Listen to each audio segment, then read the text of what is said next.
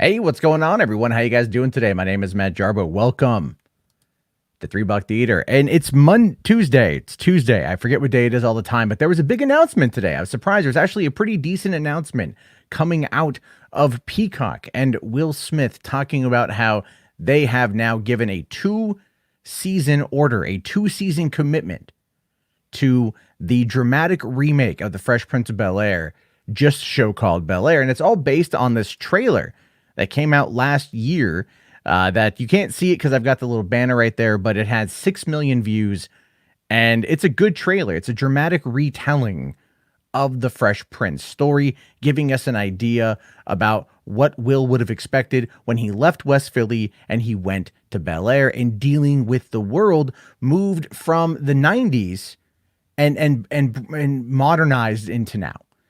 And it's an interesting concept, I'm not going to lie, but it's also a very, very, very risky gamble. And I say that because, well, quite frankly, it does come across as a bit of like the OC and any of those kind of CW-esque teen dramas we've seen time and time and time again.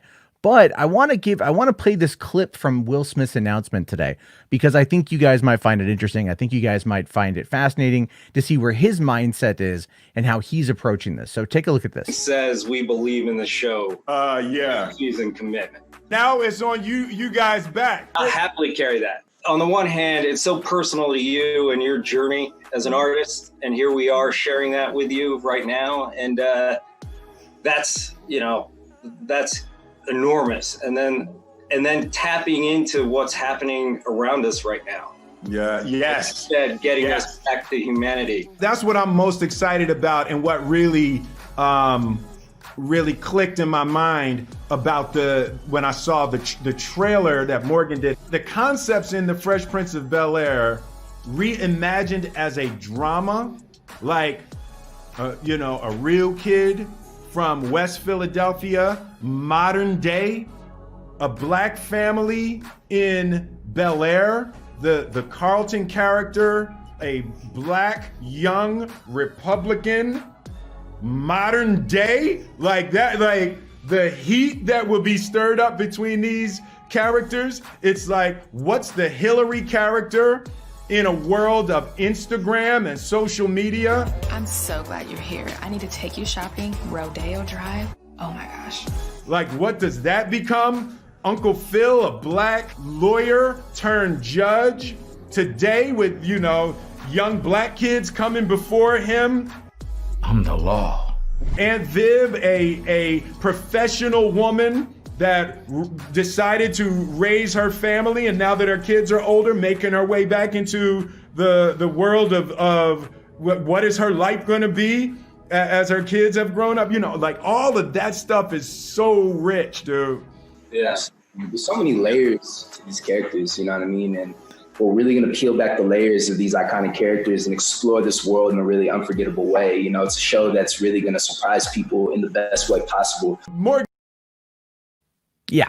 I mean, you can see where Will Smith's coming from. You can see where he's excited. Like, oh, snap, taking the show from the early 90s and modernizing it in today's world, especially with the Black Lives Matter protests, the current presidential election, the current political climate.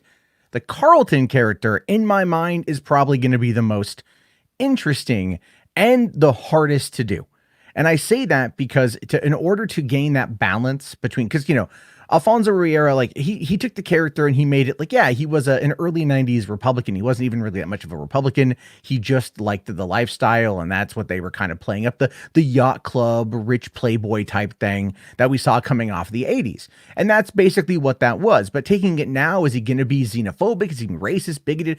I mean, all of these elements that a lot of people are going to be putting on conservatives in this country, is that going to be the biggest hurdle to overcome? And I really think that's going to be the one that a lot of people are going to have their eye on. You're going to see a lot of people making videos saying, oh, it's going woke by turning Carlton into a black Republican. He was always a black Republican. That was never shied away from in the show. It just wasn't like after a few seasons, it just wasn't core to his character anymore. Like they just kind of turned him into the brother type to Will Smith. And that was really about it. And I still like the character. I've always enjoyed the show. Hillary's going to be interesting. Yes. In the way of the world, there's a line in the trailer about there's no butler here to clean up your life. So obviously they're going to be getting rid of Jeffrey, which I mean, like you're not going to be able to replace the guy. So I understand that. I think he passed away a while ago. And Uncle Phil, James Avery being gone, that's going to be a hard role to fill, so to speak.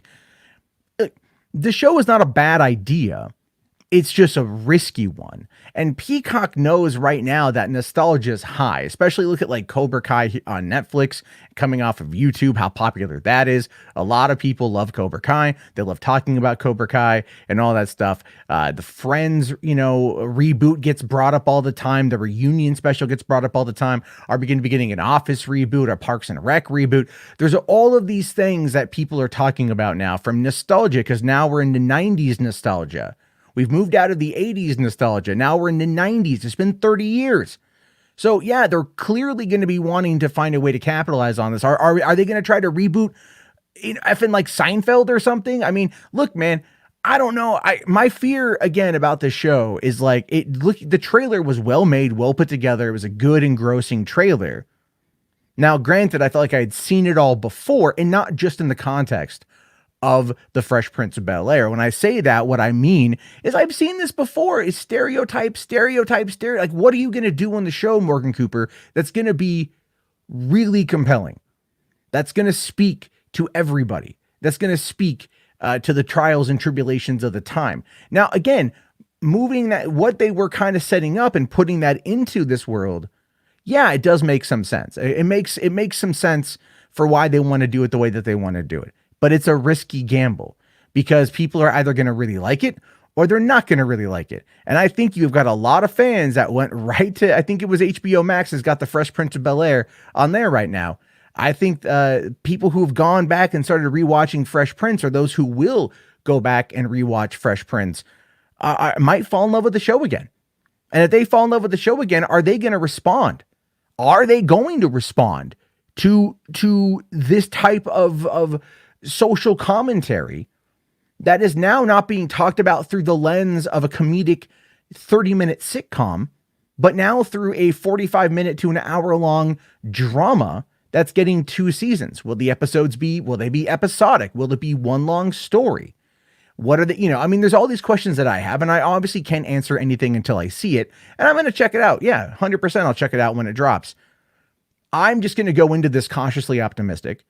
I think we're going to get a lot of very interesting commentary from the peanut gallery on this one, as we always do. But I also want to hear what you guys have to say about this. Is it something you're interested in? Do you agree with me? Is it a risky gamble? Let me know down in the comment section, or keep the conversation going by heading over to facebook.com/groups/Reebok Theater.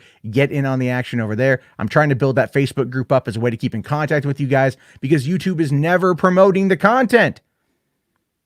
And I'm not ready to start begging on for Patreon yet. Anyway, I'll talk to you guys later. Have yourself a great day. Thank you again for watching, and peace out.